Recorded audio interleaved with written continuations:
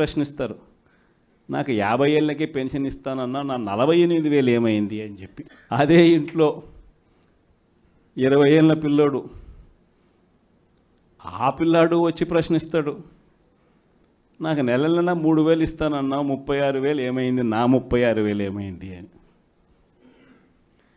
అదే ఇంట్లో బహుశా విజయవాడలో కొంచెం రైతులు తక్కువేమో కానీ కొంచెం గ్రామీణ ప్రాంతాలకు పోతే రైతులు కూడా కండువా వేసుకొని వచ్చే ప్రతి రైతు కూడా నా 20,000 సంగతి ఏమైంది అని అడుగుతాడు.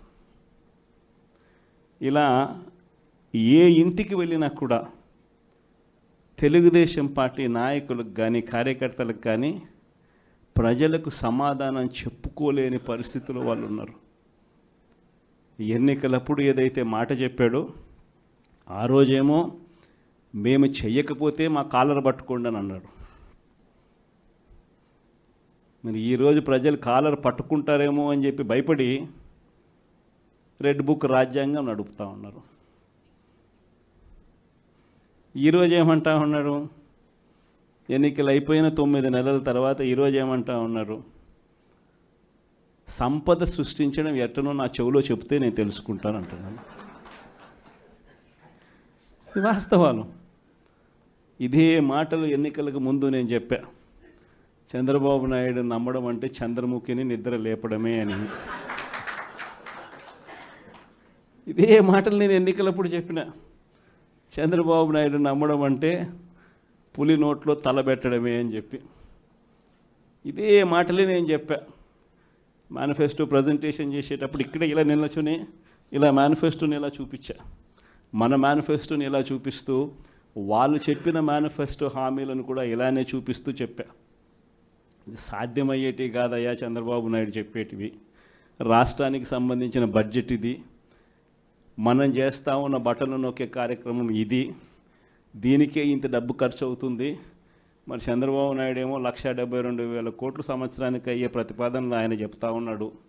సూపర్ 6లు మోసము, సూపర్ 7లు మోసము అని చెప్పి చెబుతూ మనమేం చేయగలుగుతాము అన్నది కూడా ప్రజలకు అర్థమయ్యేట్టుగా కూడా మేనిఫెస్టో సందర్భంగా కూడా చెప్పడం జరిగింది.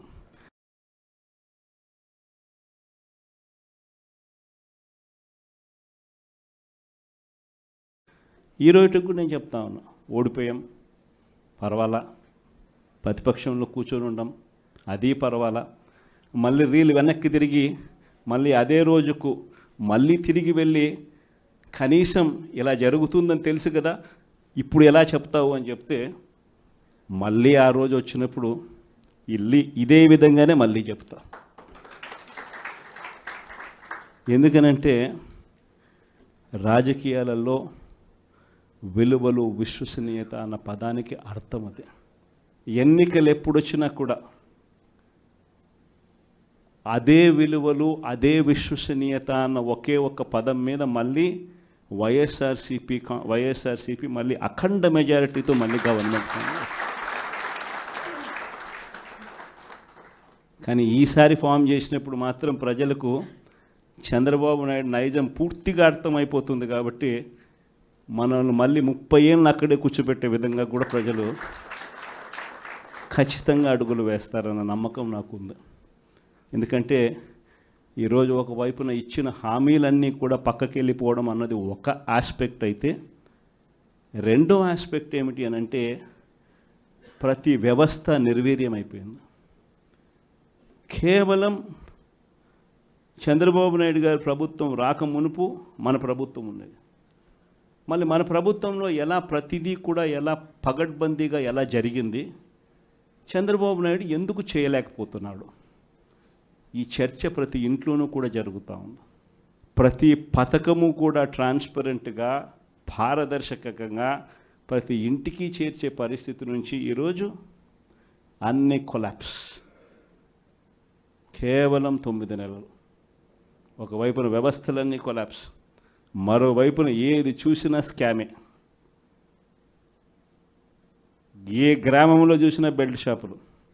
ఎమ్మెల్యే దగ్గరుండి ఆక్షన్ పాడిస్తూ ఉన్నాడు. 2 లక్షల 3 లక్షల నీ ఇష్టం.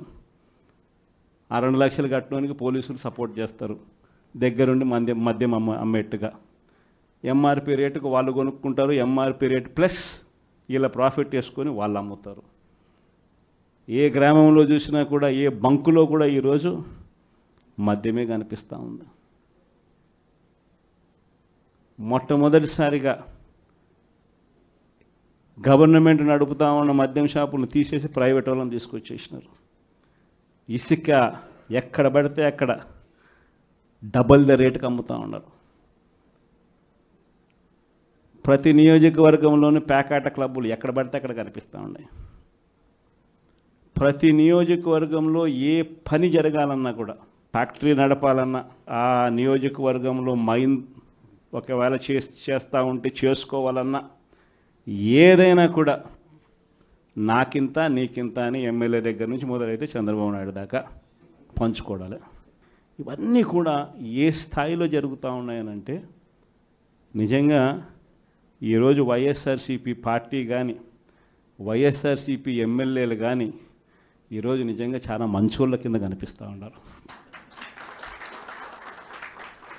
ప్రజలకు ఆ స్థాయిలో కేవలం 9 నెలల కాలంలోనే ఇంత దారుణంగా పడిపోయినాయి. ఇవన్నీ కూడా ఎందుకు నేను చెప్తా ఉన్నాను అని అంటే, ఈరోజు కష్టాలు అనేటివి వస్తాయి. ప్రతిపక్షంలో ఉన్నప్పుడు, రాజకీయాలలో మరీ ముఖ్యంగా ఉన్నప్పుడు ప్రతి ఒక్కరూ కూడా ఒక్కటే గుర్తుపెట్టుకోవాలి, కష్టం రానిదే సుఖం రాదు. ప్రతి మనిషి జీవితంలో కూడా కష్టాలు సుఖాలు అనేది పార్ట్ అండ్ పార్సల్. ప్రతిపక్షంలో ఉన్నప్పుడు మన కష్టాలు కనిపిస్తాయి, కానీ ఆ ప్రతిపక్షంలో ఉన్నప్పుడు, ఆ కష్టాలలో వచ్చినప్పుడు మనం ఆ కష్టాలను ఎలా ఎదుర్కొంటాం అన్నది మనల్ని లీడర్లు చేస్తాయి. కష్టం వచ్చినప్పుడు మన క్యారెక్టర్ను మనం అమ్మేసుకుంటే, మన వ్యక్తిత్వాన్ని మనం అమ్మేసుకుంటే, ఒక్కసారి బాటిల్లో ఉన్న నీళ్ళు బాటిల్లో ఉంటే బాటిల్లో నీళ్ళు తాగుతాం. బాటిల్లో ఉన్న నీళ్ళు ఒక్కసారి ఇలా పడేసినామనంటే భూమిలోకి పడిపోతాయి, మళ్ళీ ఏరుకోలేం. క్యారెక్టర్ కూడా అలాంటిదే. ఒక్కసారి విడిచిపెట్టేసినాము అని అంటే మళ్ళీ దాన్ని ఏరుకోలేం. ప్రజల్లో చులకనవుతాం, ప్రజల్లో పలచనవుతాం. ఇది ప్రతి ఒక్కరూ కూడా గుర్తుపెట్టుకోండి. కష్టాలు అన్నటివి ఎల్లకాలం ఉండవు. ఎవరికి ఏ కష్టం వచ్చినా కూడా నా కథ గుర్తు తెచ్చుకోండి. 16 నెలలు నన్ను జైల్లో పెట్టినారు. నా మీద కేసులు వేసింది కూడా మళ్ళీ ఎవరో కాదు, అటు కాంగ్రెస్ ఇటు తెలుగుదేశమే. నా పిటిషన్లో ఎవరు పిటిషనర్స్ అంటే అటు కాంగ్రెస్ ఎమ్మెల్యేలు, ఇటు తెలుగుదేశం పార్టీకి సంబంధించిన నాయకులు. కేవలం రాజకీయంగా ఎదుగుతున్నాను అని ఒకే ఒక కారణంతో దొంగ కేసులు బనాయించారు. 16 నెలలు జైల్లో పెట్టినారు.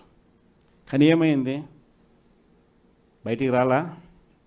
ముఖ్యమంత్రి కాలా?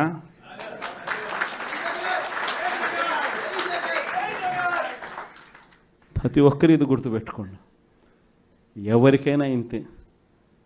మహా చేస్తే వీళ్ళు ఏం చేయగలుగుతారు? దొంగ కేసులు పెడతారు,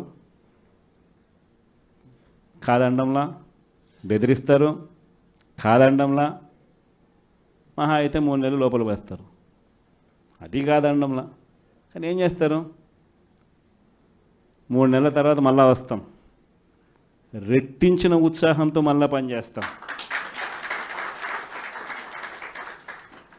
ఎవరెవరైతే మిమ్మల్ని జైల్లో పెట్టే కార్యక్రమం ఎవరెవరైతే చేస్తారో, మంచి చేసిన వాళ్ళని గుర్తుపెట్టుకోండి, చెడు చేసిన వాడిని గుర్తుపెట్టుకోండి. ఇద్దరిని గుర్తుపెట్టుకోమని చెప్తాను. ఊరికే చూస్తూ ఊరుకోం. వైఎస్ఆర్ కాంగ్రెస్ పార్టీ బ్రతుకుతుంది. వైఎస్ఆర్ కాంగ్రెస్ పార్టీ ఈ రాష్ట్రాన్ని ఏలుతుంది అని కూడా ఈ సందర్భంగా చెప్తాను. మరో 30 సంవత్సరాలు ఏళ్తామని కూడా ఈ సందర్భంగా కూడా మరి గట్టిగా కూడా చెప్తాను. కాబట్టి ఎవ్వరూ కూడా వైఎస్ఆర్ కాంగ్రెస్ పార్టీకి సంబంధించిన ఏ కార్యకర్త వెంటికి కూడా పీకలేడు అని చెప్పి కూడా ఈ సందర్భంగా చెప్తాను. ఇది ప్రతి ఒక్కరూ గుర్తుపెట్టుకోండి. ఒక్కటే గుర్తుపెట్టుకోండి, ఈసారి జగనన్న 2.0 కొంచెం వేరుగా కూడా ఉంటుంది. ఈసారి జగనన్న 2.0 కార్యకర్త కోసం ఎలా పనిచేస్తుందో కూడా చూపిస్తుంది. ఇది మాత్రం నేను ఖచ్చితంగా చెప్తా ఉన్నా. ఎందుకనంటే జగనన్న 1.0లో బహుశా కార్యకర్తలకు నేను అంత గొప్పగా బహుశా చేయలేకపోయి ఉండొచ్చేమో.